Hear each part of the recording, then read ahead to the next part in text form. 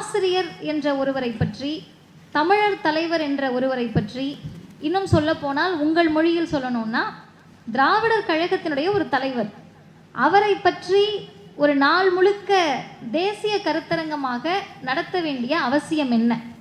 அதுக்கு மாணவர்கள் ஏன் வரணும் அப்படின்ற கேள்வி நிச்சயமாக உங்களுக்கு இருக்கும். நான் உங்களை மாதிரி இருக்கப்ப என்னை கூப்பிட்டு வந்து உட்கார வச்சுருந்தா எனக்கும் அதுதான் இருந்திருக்கும். அதனால் பச்சை சட்டை போட்டுட்டு ரொம்ப தீவிரமாக கீழே ஃபோனில் நாட்டு நடப்புகளை எல்லாம் உடனே தெரிஞ்சுக்கிட்டு அடுத்த நிமிஷம் பல கையெழுத்துக்களை இடக்கூடிய அன்பு தம்பிகள், ஒரே ஒரு நிமிடம் நான் சொல்கிறத கேட்டுட்டு திரும்ப உங்களுடைய முக்கியமான பணிகளை நீங்கள் தொடரலாம்.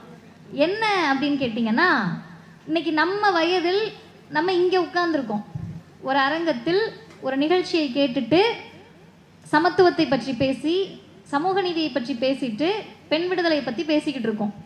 இதே இடத்துல இதே தமிழ்நாட்டுக்குள்ளே இன்னொரு குரூப் உட்காந்து உங்கள் வயசில் அடிதடி பண்ணுறதுக்கும் சமத்துவம் இல்லாமல் இருக்கிறதுக்கும், யார் வந்தாலும் கைத்தட்டி கூச்சலிட்டு ஆரவாரத்தோடு பக்கத்தில் இருக்கவங்க மனுஷங்கனே தெரியாமல் கடிச்சு வைக்கக்கூடிய அளவிற்கு உருவாக்கிட்டு இருக்க இன்னொரு சமூகமும் இங்கே தான் இருக்குது. இப்போ இந்த இரண்டு இடத்தில், இந்த இடத்தில் அமர்ந்திருக்கக்கூடிய நீங்கள் அனைவருமே சிறப்புக்குரியவர்கள், போற்றப்பட வேண்டியவர்கள். நாங்கள் அனைவரும் உங்களை பாராட்டுவதற்கு கடமைப்பட்டிருக்கிறோம். ஏன் அப்படின்னு கேட்டால், நீங்கள் ஒரு தேசிய கருத்தரங்கம் முழு நாள் நடக்கும்னா லீவ் போட்டுட்டு கூட போயிருக்கலாம், ஆப்ஷன் இருக்குது, வாய்ப்பு இருக்குது. இல்லை உள்ளே வந்த பிறகும் நீங்கள் உங்களுக்கு விருப்பப்படி இருக்கலாம், அந்த வாய்ப்பும் இருக்குது. இல்லை உள்ளேயே வராமல் இந்த நிகழ்ச்சியை நாங்கள் தான் ஏற்பாடு பண்ணுறோன்னு வழக்கமாக 2 பேர் அரங்கத்தை சுற்றி சுற்றி வருவாங்க. எதுக்கு சுற்றி வராங்கன்னே தெரியாது, இறுதி வரைக்கும் சீட் நாற்காலிக்கே வரமாட்டாங்க. அப்படி கூட நீங்கள் போயிருக்கலாம். ஆனால் அது எதுவுமே இல்லாமல் வந்து அமர்ந்து கேட்கக்கூடிய உங்கள் அனைவருக்கும் எங்கள் அனைவரின் சார்பிலும் பாராட்டுதலையும் வாழ்த்துகளையும் கரவொலியின் மூலமாக எல்லோரும் பதிவு செய்கிறோம். இப்போ நேரடியாக தலைப்புக்கு வருகிறேன். தமிழர் தலைவர் ஆசிரியர் அவர்கள் ஒரு சொற்பொழிவாளராக அவரை எப்படி பார்க்கிறோம்? இப்போ எங்களை பொறுத்த வரைக்கும், குறிப்பாக என்னை பொறுத்த வரைக்கும், 4 மாத குழந்தையாக எங்கள் அப்பா ஆசிரியர் கையில் என்னை கொடுத்து மதிவதனி என்று பெயர் வைத்தார்கள். இன்றைக்கு இந்த இயக்கத்தில் ஆசிரியரை பற்றி ஒரு கருத்தரங்கத்தில் பேசி கொண்டிருக்கிறேன் என்பதே எனக்கு கிடைத்திருக்கக்கூடிய வாழ்நாள் பேரு, பெருமை. இதைவிட என்ன கிடைத்துவிட போகிறது என்ற மகிழ்ச்சியோடு தான் நான் இங்கே நிற்கிறேன். என்ன காரணம்னு கேட்டிங்கன்னா, தந்தை பெரியார் என்ற ஒரு தலைவர் மறைந்த போது இந்த இயக்கம் இதோட முடிஞ்சிருச்சு அப்படின்னு கவலைப்பட்டவங்க இருந்தாங்க. அப்பாடா இதோட முடிஞ்சிருச்சுடா அப்படின்னு மகிழ்ச்சி அடைந்தவர்கள் இருந்தார்கள். அதற்கு பிறகு அன்னை மணியம்மையார் வந்தார். ஐயோ அவராது பரவாயில்லன்ற மாதிரி இந்த அம்மா ராவணலீலாவை நடத்தினார்.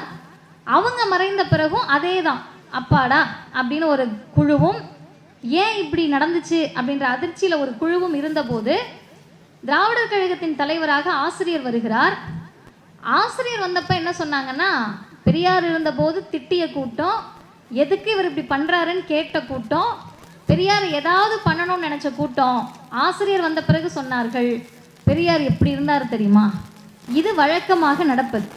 அப்போ ஆசிரியரினுடைய அந்த இருப்பை பொறுத்து கொள்ள முடியாதவர்கள், அதெல்லாம் இல்லை இவருக்கு பிறகு என்ன அப்படின்ற கேள்வியை தொடங்குவதற்கு முன்பே எங்களை போன்ற இளைஞர்களை, இங்கே பாருங்க இன்னும் நூற்றாண்டுக்கு இந்த இயக்கம் இருக்கும் என்று சொன்ன இடத்தில் ஆசிரியருடைய வெற்றி இருக்கிறது. அதை அவர் எப்படி அடைந்தார் அப்படின்னு கேட்டால், பெரியாரினுடைய முக்கிய தளபதிகள் எல்லாம் ஐயாவை விட்டுட்டு போகிறாங்க. இப்போ உங்களுக்கு புரிகிற மாதிரி சொல்லணும்னா, உங்களுக்கு ரொம்ப நெருக்கத்திற்குரிய ஒருவர், அவரை வச்சு தான் நீங்கள் எல்லாமே கட்சி இயக்கம் எல்லாத்துலேயும் முக்கியமான ஒருவராக வச்சுருக்கீங்க. அப்படி இருந்த தளபதிகள் தலகர்த்தர்கள் எல்லாம் போன பிறகு என்ன செய்வது, இந்த இயக்கம் என்ன ஆகும் அப்படின்ற ஒரு நிலைமையில் நீங்கள் ஒரு படம் 3 மணி நேரம் படம் பார்க்குறப்ப ஒரு இடைவெளி இன்டர்மிஷனுக்கு பிறகு ஒருத்தர் எழுந்து வருவார்ல, அந்த மாதிரி இப்போ மட்டும் இல்லை, இனி எப்போதும் இந்த இயக்கத்தினுடைய நட்சத்திர பேச்சாளராக நான் இருப்பேன் என்று அவர் மேற்கொண்ட பணியை 93 வயதிலும் செய்கிறார். அதுதான் செய்தி. 10 வயதில் அவர் பேசியது செய்தி அல்ல, 16 வயதில் அவர் பேசியது செய்தி அல்ல. 10 வயதிலும் 16 வயதிலும் பேசிய அதே செய்தியை ஏற்றுக்கொண்ட அதே தலைவரை 93லும் அப்படியே முனையளவு கூட மாறாமல் பின்பற்றுகிறார். அதுதான் செய்தி. இப்போ ஒரு பேச்சாளருடைய ரோல் என்ன ஒரு கூட்டத்தில் அப்படின்னா, நம்ம என்ன நினைப்போம், மேடைக்கு வந்து பேச தொடங்கின பிறகு அப்படின்னு நினைப்போம், மாணவர்களாக இருக்க நம்ம எல்லாருமே. ஆனால் ஆசிரியர்கிட்ட நம்ம என்ன கற்றுக்கணும்னா, மேடைக்கு வந்தவுடன் பேச இப்படி மைக்க பிடிச்ச பிறகு பேச்சாளருடைய ரோல் தொடங்கலை. அந்த அரங்கத்திற்குள் நுழைகிற போதே ஒரு பேச்சாளருடைய முக்கியத்துவம் வந்துடுது. எப்படின்னு கேட்டால், இப்போ நீங்கள் நான் சொல்கிறது நிச்சயமாக ஆசிரியருக்கு நம்ம இதை தான் பேசணும்னு தெரிய போகிறதில்ல. அவர் வந்த உடனே நீங்கள் கவனிங்க, நம்ம என்ன பண்ணுவோம்னா நேராக மேடையை பார்த்து கடகடன்னு நடந்து வந்துடுவோம். ஆனால் ஆசிரியர் 2 பக்கமும் பார்ப்பார், யார் இருக்காங்க யார் இல்லைன்னு பார்ப்பார். மேடைக்கு வந்த உடனேயே இந்த அரங்கத்தில் அப்படி பார்ப்பதற்கு வாய்ப்பில்லை, நேரடியாக எல்லாம் தெரியுறீங்க. இதை விட ஒரு கூட்டமாக இருந்தால் கையை இப்படி வச்சுக்கிட்டு இப்படி 2 பக்கமும் பார்த்து கடைசியில் யார் இருக்கிறார்கள் என்பது வரை கவனிப்பார். கவனித்து விட்டு ஒருவேளை வந்திருக்கக்கூடியவர் அந்த ஊருக்கு மிக முக்கியமானவராகவோ இந்த இயக்கத்திற்காக பாடுபட்டவராக இருந்தார், அவர் ஏன் அங்கே உட்கார்ந்துருக்காரு, கூப்பிட்டு வந்து முன்னாடி உட்கார வைங்கன்னு சொல்வதில் தொடங்குகிறது ஒரு பேச்சாளருடைய பணி. ஏன் அப்படின்னு கேட்டால், இப்போ நீங்கள் என்னனாலும் பண்ணிட்டுருங்க, நீங்கள் பாட்டு பேசுங்க நான் பாட்டு பேசுகிறேன்னு பட்டிமன்ற பேச்சாளர் பேசலாம். நீங்கள் என்னனாலும் பேசுங்க, நான் பாட்டு கத்தி கூச்சல் போட்டுட்டு கண்டதை பேசிட்டு பொய்யை பேசிட்டு கிளம்பிடுறேன்னு வாடகை பேச்சாளர்கள் பேசலாம். நீங்கள் என்ன வேணால் பண்ணிக்கோங்க, என்னோட ஸ்கிரிப்ட் இதுதான், நான் பாட்டு பேசுகிறேன், மேடையில் நடக்கிறேன், அழுகிறேன், முடிக்கிறேன்றது நடிகர்களுடைய உத்தியாக இருக்கலாம். ஆனால் ஆசிரியரை பொறுத்தவரை அவர் பெரியாரின் வாழ்நாள் மாணவர், கொள்கை பணி தோழராக பெரியாருக்கு இருந்தார். அதனால் அவர் அப்படிலாம் பேச முடியாது, ஒவ்வொருத்தரையும் கவனிப்பார். இப்போ அதுக்கு அடுத்த என்ன, மேடைக்கு வந்தாச்சு. மேடைக்கு வந்த உடனேயே அவருக்கு பின்னாடியே போருக்கு தயாராக ஆயுதங்கள் வருகிற மாதிரி புத்தக பை வரும். அந்த புத்தக பை தான் ஆயுதம்.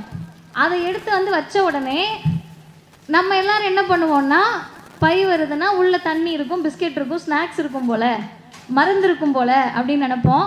ஆனால் ஆசிரியர் அதை வைத்து விட்டு அவரே முதல்ல ஒரு புத்தகத்தை எடுத்து மேலே வைப்பார். அது அவர் அன்னைக்கு பேசக்கூடிய செய்தி. இப்போ அவருக்கு முன்னாடி ஒருத்தர் பேசுகிறாங்க, அவங்க பேசுகிறப்ப ஒரு செய்தியை சொல்லிடுவாங்க. இப்போ எடுத்துக்காட்டுக்கு நான் வந்து ஆசிரியருடைய பணிகளை பற்றி நீங்கள் தெரிஞ்சுக்கணும்னா தமிழர் தலைவருடைய வாழ்வும் பணியும் படிங்க அப்படின்னு சொல்லி ஒரு பேச்சாளர் பேசுகிறாங்கன்னா, புத்தக பையில் அந்த புத்தகமும் இருக்கும். அதை எடுத்து பக்கத்தில் இருக்கவங்க கிட்ட திறந்து இதை பற்றி தான் அவங்க பேசிக்கிட்டு இருக்காங்கன்னு காட்டுவார். அதற்கு அடுத்து அந்த புத்தகத்தெல்லாம் எடுத்து வச்ச பிறகு ஒரு பேடில் பேப்பர் இருக்கும். அந்த பேப்பரை எடுத்து அந்த இடத்திற்கு என்ன செய்திகள் சொல்ல வேண்டும் என்பதை குறிப்பெடுத்துட்டே வருவார். அதற்கு அடுத்து அவர் செய்யக்கூடிய முக்கியமானது, யாரெல்லாம் வந்திருக்காங்கன்னு நோட்டீஸில் இல்லாத பெயர்களை வாங்குவார். வாங்கின பிறகு நீங்கள் எவ்வளவு சிறந்த பேச்சாளராக இருந்தாலும் சரி, இந்த அணுகுமுறையை புத்தகங்களில் வாசிக்க முடியாது. ஆசிரியர் என்ற ஒரு நபரிடமிருந்து நேரடியாக தான் பயில முடியும், கற்றுக்கொள்ள முடியும். அதை எடுத்து குறிப்பெல்லாம் எடுத்துட்டு பெயர்களெல்லாம் வாங்கிட்டு உட்கார்ந்து மற்றவர்கள் பேசக்கூடியதை தெளிவாக கவனித்து விட்டு மேடைக்கு வருவார். மேடைக்கு வந்து பேச ஆரம்பிக்கிற போது நீங்கள் யாராக இருந்தாலும் சரி, உலகளவில் இருந்தாலும் சரி, முதல் 5 நிமிடங்களில் ஒரு கூட்டத்தை கண்ட்ரோல் பண்ண முடியலன்னா அடுத்து 1 மணி நேரம் தலைகீழாக நின்று தண்ணீர் குடித்தாலும் ஒன்றும் செய்ய முடியாது. அந்த முதல் 5 நிமிடங்களில் அந்த ஊருக்கு என்ன சிறப்பு அதை பேச தொடங்குவார். அந்த ஊருக்கு அவர் எப்போ வந்திருக்காருன்னு சொல்லுவார். அதில் ஒரு இன்னும் கூடுதலாக என்னென்னா, நகைச்சுவை உணர்வு ஆசிரியருக்கு அதிகம். வயதாக வயதாக கடிந்து கொள்வது மனிதர்களுடைய இயல்பு. சும்மாவே எதுக்கு இந்த பாட்டியும் தாத்தாவும் கடுகடுனே இருக்காங்கன்னு நம்மளே நம்ம வீட்டில் பார்த்துருப்போம். ஆனால் கலைஞருக்கும் ஆசிரியருக்கும் கிடைத்த மிகப்பெரிய வாய்ப்பு அவர்கள் தன்னகத்தே கொண்ட நகைச்சுவை உணர்வு. அவர் என்ன பண்ணுவாருன்னா, ஒரு ஊரில் இப்போது சமீபத்தில் ஆசிரியரோட நிகழ்ச்சிக்கு போகக்கூடிய வாய்ப்பை பெற்றேன். வெள்ளி விழா கண்ட ஊர் அப்படின்னாரு. நாங்கள் வந்து சரி இந்த ஊரில் வந்து பொங்கல் விழா ஏதாவது நடந்திருக்கும் போலன்னா, ஆசிரியர் சொல்லுகிறார், 25 வருஷம் ஆயிடுச்சு நான் இந்த ஊருக்கு வந்து, நான் வந்ததில் வெள்ளி விழா கண்ட ஊர் இதுதான், பொன் விழா கண்ட ஊர்லாம் கூட இருக்குது, அங்கே தான் இனிமேல் நீங்கள் கூட்டம் போடணும் என்று அந்த செய்தியை சொல்லிவிட்டு தொடங்குகிறார். யோசிச்சு பாருங்க, ஏதோ ஒரு பாட்டியோ தாத்தாவோ அப்படி ரோட்டில் போயிட்டு இருப்பாங்க, வெள்ளி விழா கண்ட ஊர் அப்படின்ன உடனே ஏன் நம்ம ஊர் என்னையா அப்படின்னு திரும்புவாங்கல்ல. அதில் தொடங்குகிறது பேச்சாளராக ஆசிரியருடைய அந்த உக்தி. அதுக்கு அடுத்து செய்திகளை எப்படி பேசுவது. இப்போ நேரம் 20 நிமிடம் தான். 20 நிமிடம்னு சொன்ன பிறகு கூட அரை மணி நேரமும் பேசலாம், 1 மணி நேரமும் பேசலாம், பேசிக்கிட்டே இருக்கலாம். நீங்கள் தான் எழுந்து போயிடுவீங்க. அப்போ அந்த 20 நிமிடத்திற்குள் எப்படி பேசுவது? ஆசிரியர் ரொம்ப அழகாக சொல்கிறாரு, மணிக்கணக்காக பேசுவதை விட மணிமணியாக பேசுங்கள் என்று எழுதுகிறார். சரி, எப்படி மணிக்கணக்காக பேசுறது எளிமையான விஷயம், மணிமணியாக எப்படி பேசுவது? அதுக்கு ஆசிரியரை பற்றி ஒருவர் சொன்னதை சொல்லுகிறேன். நம்ம வீட்டிலலாம் குழந்தைங்க இருக்கும். அந்த குழந்தைங்க சும்மா ஏதாவது ஒரு சொல்லிட்டாலே நம்ம ரசிப்போம். ஐயோ, எப்படி இதுக்கு இந்த குழந்தைக்கு இதெல்லாம் தெரியுது. இன்றைக்கி நமக்கு அந்த சந்தேகம் வேண்டாம், ஃபோனில் தான் பார்த்துருக்க போகுது. நம்ம என்ன எல்லாம் ஆய்வறிஞர்களா உட்காந்து அந்த விஷயத்தை சொல்லிக் கொடுக்க? கண்டிப்பாக ஃபோனில் தான் பார்த்துருக்க போகுது. ஆனால் இதெல்லாம் இல்லாதப்ப, தொலைக்காட்சிகள் இல்லாதப்ப இந்த செய்திகள்லாம் எப்படி இந்த குழந்தைக்கு போய் சேருதுன்ற ஒரு ஆய்வே நடத்தியிருப்பாங்க.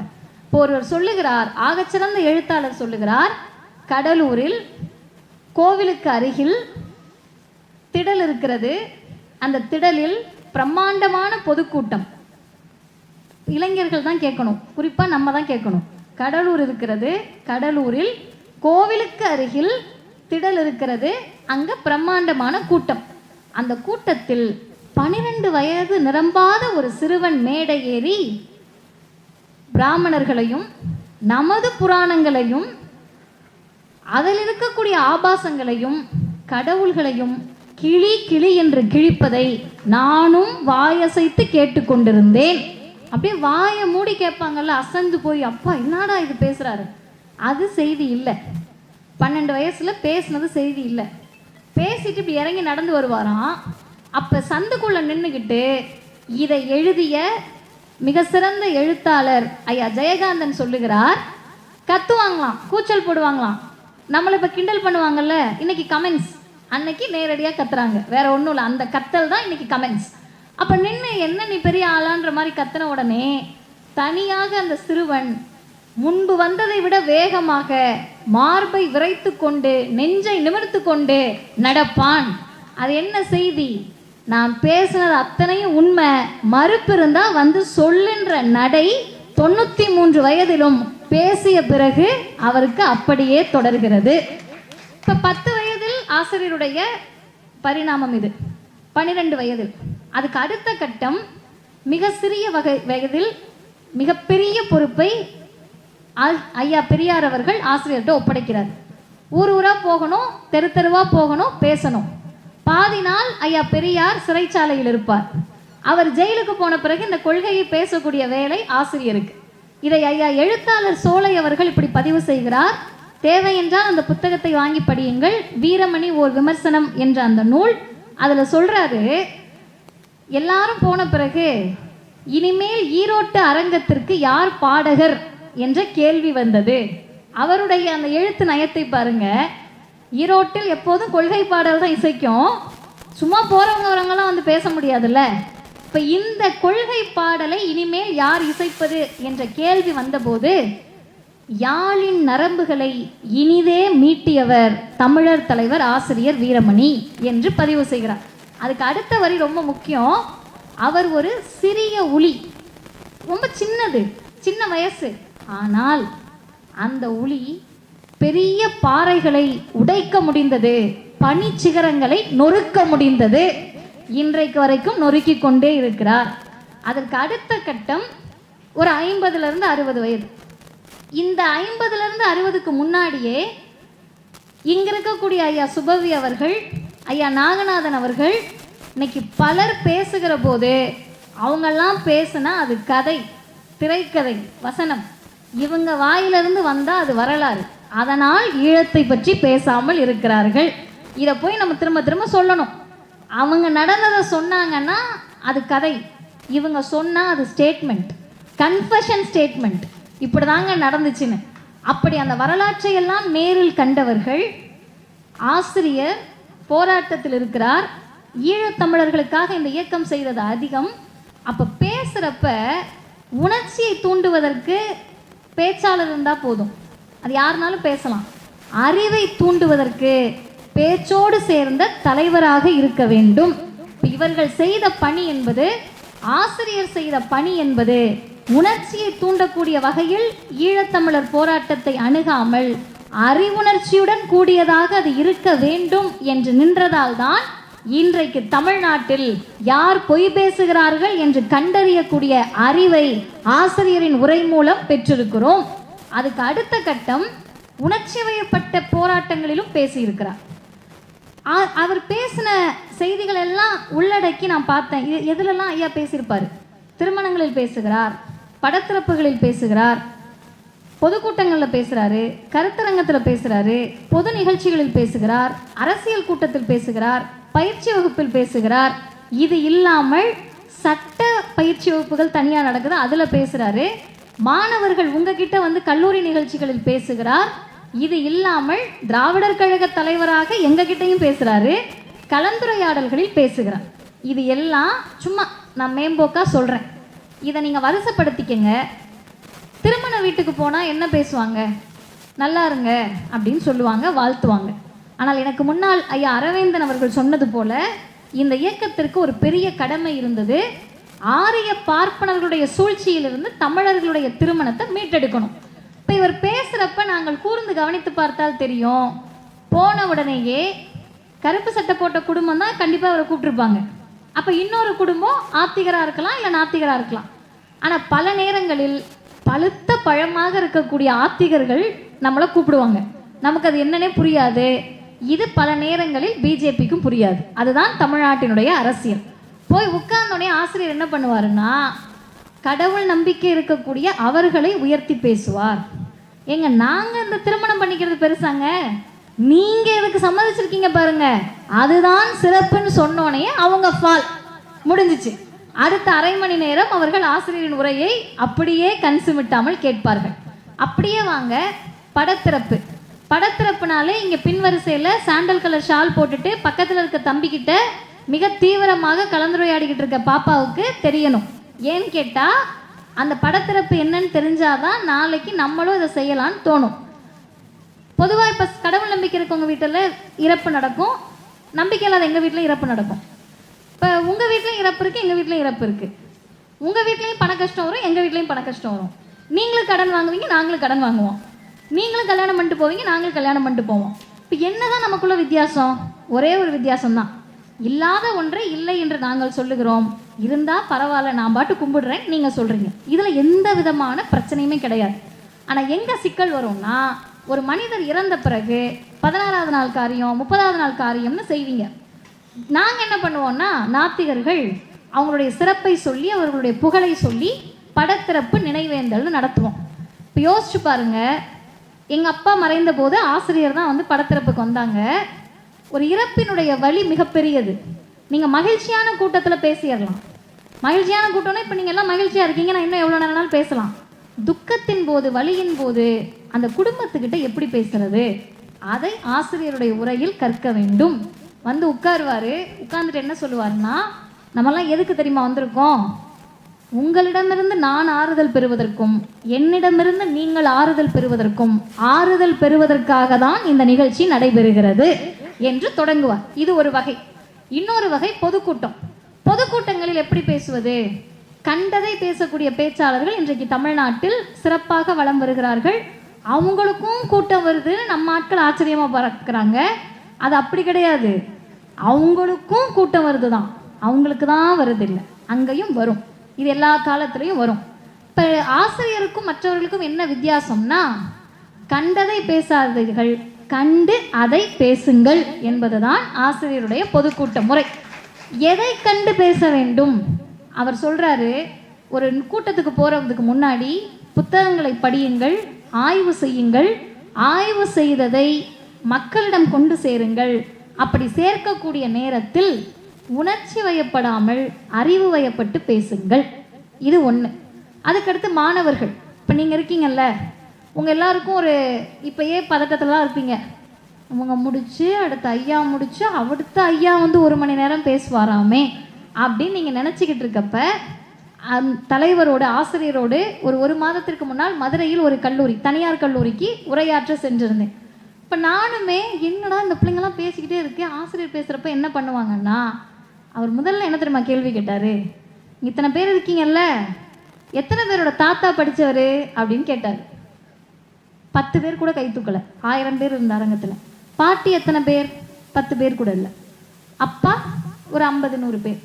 அம்மா அதுக்கும் குறைவு. ஆசிரியர் சொன்னார், நீங்கள் எல்லாம் படிக்க வந்துட்டீங்களா? ஆமாங்கய்யா. தாத்தா படிக்கலை, பாட்டி படிக்கலை, அப்பா படிக்கலை, அம்மா படிக்கலை, நீங்கள் எல்லாம் படிக்க வந்துட்டீங்கல்ல, இதுதான் திராவிடம், இதுதான் தமிழ்நாடு. அந்த மாணவர்கள் டக்குன்னு யோசிப்பாங்கல்ல, இத்தனை நாள் நம்ம தாத்தா படிக்கிறத நம்மளே யோசிக்கலன்னு. அதற்கடுத்து தஞ்சாவூர் பெரியார் மணியம்மை பல்கலைக்கழகத்தில் ஆசிரியர் ஒரு செய்தியை சொல்கிறார். சரஸ்வதின்னு பேர் வச்சவங்க இருக்கீங்களாமான்னு கேட்குறாரு. பிள்ளைங்க இருக்காங்க. உங்கள் பாட்டி படிச்சிருக்காங்களான்னு கேட்குறாரு. இல்லைங்க ஏன்றாங்க.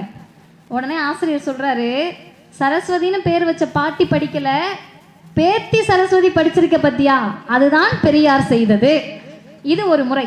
இன்னும் 5 நிமிடத்தில் நான் என் உரையை முடித்து விடுகிறேன். இதற்கு அடுத்து இதுவும் ஆசிரியரிடத்தில் கற்றது தான். உரை அப்படின்றது எப்படி இருக்கணும்னா, எங்கு தொடங்குகிறோமோ அந்த இடத்தில் வந்து முடிக்கணும். இடையில இப்போ நான் எங்கெங்கேயோ போனேன்ல, எங்கு போனாலும் அந்த உரையை சரியான நேரத்தில் சரியான சொல்லோடு முடிக்க வேண்டும். இது கல்லூரி நிகழ்ச்சி ஓகே, பொதுக்கூட்டம் சரி. பொது நிகழ்ச்சி ஃபுல்லாக மக்களாக இருக்காங்க, அந்த நிகழ்ச்சியில் எப்படி பேசுறது? எடுத்துக்காட்டுக்கு ஒரு ரோட்டரி நிகழ்ச்சிக்கு ஆசிரியர் போகிறாரு. ரோட்டரி நிகழ்ச்சினா எப்படி இருக்குன்னு உங்களுக்கே தெரியும். வந்தவங்க எல்லாம் இங்கே ஐயாலாம் இருக்காங்க, எங்களுக்கு என்ன நீங்கள் சொல்கிறது அப்படின்ற மோடில் தான் பல பேர் உட்கார்ந்துருப்பாங்க. அவர்களிடத்தில் ஆசிரியர் போய் என்ன பேசுவார்? ஏன்னா இவர் கொள்கையை சமரசம் செஞ்சுக்க மாட்டார். சட்டையை ஒரே ஒரு நாள் மாற்றி போட்டுட்டு வாங்கயான்னு கேட்டதுக்கு ஆசிரியர் சொன்ன பதில், ஏன் எதனா சட்டையா, கொள்கையா, அதுக்கு தான் ஏன் கருப்பு சட்டை போடுறோம், இது ஒன்றும் அப்படியே கலர் கிடையாது, மாற்றி மாற்றி பிடிச்ச கலர்லாம் போட்டுக்கிறதுக்கு. ஐயா சுப்பவி அவர்களிடத்தில் கல்லூரியில் ஒரு பேராசிரியர், அவர் வந்து பேராசிரியரை விட உயர்ந்த பொறுப்பில் இருந்தவர், கூப்பிட்டு கேட்டிருக்காரு முதல்வர், ஐயா கருப்பு சட்டையில் தான் வருவீங்களான்னு கேட்டிருக்காரு. ஐயா சொல்லியிருக்காரு, சட்டை இல்லாமல் வர முடியாதுங்களே அப்படின்னு கேட்டிருக்காரு. அப்போ இது வந்து மாணவர்கள் நினைக்கலாம் சும்மா ஆனா ஓனானா கொடியை தூக்கிட்டு போகிறாங்கன்ற மாதிரி அல்ல. இனத்தினுடைய இழிவை சுட்டி காட்டுவதற்கான நிறம் கருப்பு. இதை ஆசிரியர் உரை நிகழ்த்துகிற போது அப்படியே போகிற போக்கில் பொதுமக்கள் கிட்ட சொல்லிட்டு ரொம்ப சாதாரணமாக ஜாதி ஒழிப்பை பேசுவார். எல்லாம் ரோட்டரியிலேருந்து வந்திருக்கீங்க, நிறைய ரத்த தானம் செய்வீங்க. உண்மையாகவே சொல்லணும்னா நீங்கள் தான் பகுத்தறிவாளர். நீங்கள் எவ்வளோ பகுத்தறிவாளர் தெரியுமா? உங்களுக்கு அடிபட்டுருச்சுன்னு வைங்க, ரத்தம் கேட்பீங்கல்ல. அப்போது ஆசிரியர் அவர்கள் அந்த பொது நிகழ்ச்சியில் அந்த மக்கள்கிட்ட கேட்குறாரு, நீங்கள் எல்லாருமே பகுத்தறிவாளர்கள் தாங்க, ஜாதி ஒழிப்பு அப்படின்றது ஒரு மிகப்பெரிய தலைப்பு, அதை போய் அவங்கக்கிட்ட பேசுனா பிரச்சனை ஆகுன்றப்ப ஆசிரியர் சொல்லுகிறார், உங்களுக்கு இப்போ அடிபடுதுன்னு வச்சுக்கோங்க, ரோட்டில் போகிறப்ப விபத்தாகுது, ரத்தம் கேட்பீங்க. அப்போ நீங்கள் எல்லாருமே பகுத்தறிவாளர். எப்படி கேட்பீங்க? ஓ பாசிட்டிவ் வேணும், ஏ பாசிட்டிவ் வேணும், பி பாசிட்டிவ் வேணும் தான் கேட்பீங்க.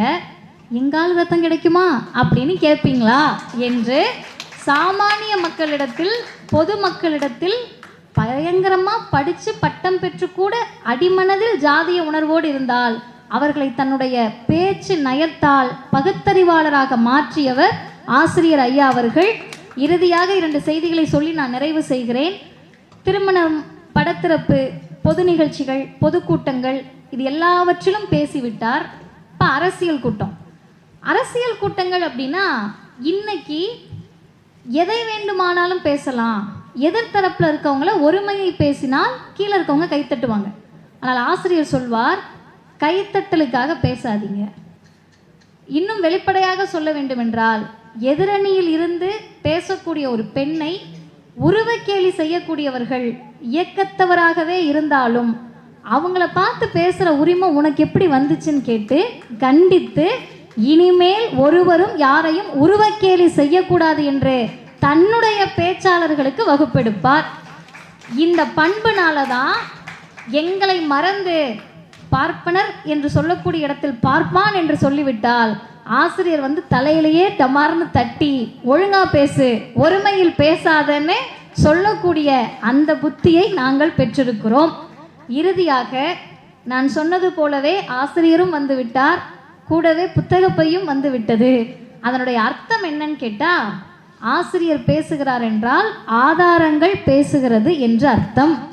ஒரு சொல், ஒரு வரி, ஒரு சொற்றொடர், ஒரு உரை, இதில் எந்த இடத்திலும் அவர் பேசிய சொல்லுக்கு கூட மறுப்பு சொல்ல முடியாது.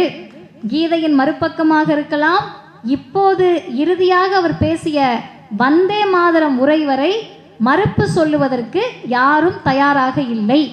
என்ன காரணம்? மறுப்புக்கே மறுப்பு சொன்னவர் ஆசிரியர் அவருடைய உரையின் மூலமாக. அந்த அளவிற்கு கருத்துகள். இப்போ நாங்கள் வரப்பவே புத்தகத்தோடு வந்திருக்கிறோம். என்ன காரணம்? இதெல்லாம் நீங்கள் போய் எங்கே படிக்க முடியும்? நான் இப்போ சொன்ன செய்தியெல்லாம் எந்த புத்தகத்திலும் இருக்காது. அது நேரடியாக நீங்கள் அவரை பார்த்து தான் கற்றுக்கொள்ள முடியும். அப்படி காணொளி ஊரடங்கு வந்துருச்சு, கொரோனா வந்துருச்சு, இதெல்லாம் நீங்கள் சொன்னீங்கக்கா. கொரோனா அப்போ அவர் என்ன பண்ணியிருப்பார்? எங்கள் துணைத் தலைவர் ஐயா கவிஞர் சொல்லுவார், 10 வயதிலிருந்து பொதுமக்களை பார்த்து பழகியவர், சாயங்காலம் ஆயிட்டாலே கருப்பு சட்டையோடு மக்களை பார்த்து பழகியவர். கொரோனா ஊரடங்கில் அவரால் எப்படி மக்களை பார்க்காமல் இருக்க முடியும்? முதலாக காணொளி வாயிலாக தன்னுடைய தோழர்களை தொண்டர்களை சந்தித்து உரையாற்றியவரும் தமிழர் தலைவர் ஆசிரியர் அவர்கள்தான். அந்த உரை தொகுப்பாக ஒப்பற்ற தலைமை என்ற இந்த புத்தகமாக வந்திருக்கிறது. அருமை மாணவர்களே, வாங்கி படியுங்கள். எப்படிப்பட்ட உரையெல்லாம் தந்தை பெரியாரால் ஆற்றப்பட்டிருக்கிறது என்ற ஒரு செய்தியும், அந்த பெரியாரை அப்படியே நம்மிடம் கொண்டு வந்து சேர்த்த ஆசிரியருடைய உரையும் இதில் அமைந்திருக்கிறது. எனவே பொதுக்கூட்டமோ பொது நிகழ்ச்சியோ கல்லூரி நிகழ்ச்சியோ ஊரடங்கோ எல்லா நேரத்திலும் பேசிக்கொண்டே இருக்கிறார். 93 வயது, காது அறுவை சிகிச்சை முடிந்து 1 வருடம் கூட நிறைவு செய்யவில்லை. 25 நாட்களில் 46 கூட்டங்களை பேசி முடித்திருக்கிறார். நவம்பர் தொடங்கி நேற்றைக்கு முதல் நாள் 2 நாட்களுக்கு முன்னால் 21ஆம் தேதி தஞ்சாவூரில் எங்கள் கழக மாநாட்டில் பேசி முடித்தார். அடுத்த நாள் ஞாயிற்றுக்கிழமை எழுந்துக்கவே முடியாமல் நாங்கள்லாம் தூங்க போயிட்டோம். ஆசிரியர் இன்னொரு நூற்றாண்டு நிகழ்ச்சியில் கலந்து கொண்டார் ஞாயிற்றுக்கிழமை. இன்று உங்களிடத்தில் வந்திருக்கிறார், நாளை பயணிக்க இருக்கிறார். இது சொல்லக்கூடிய ஒரே செய்தி, நாக்கில் உயிர் இருக்கின்ற வரை, தொண்டையில் கடைசி சொட்டு ஈரம் இருக்கின்ற வரை அவரின் குரல் நமக்காக ஒலித்து கொண்டே இருக்கும், நம் தலைமுறைக்காக ஒலித்து கொண்டே இருக்கும். அந்த உரையால் வளர்ந்தவர்கள் நாங்கள். அவரிடம் பெற்ற அறிவால் பேசுவோம், பேசிக்கொண்டே இருப்போம். வாய்ப்புக்கு நன்றி, வணக்கம். வாழ்க பெரியார், வளர்க பகுதி.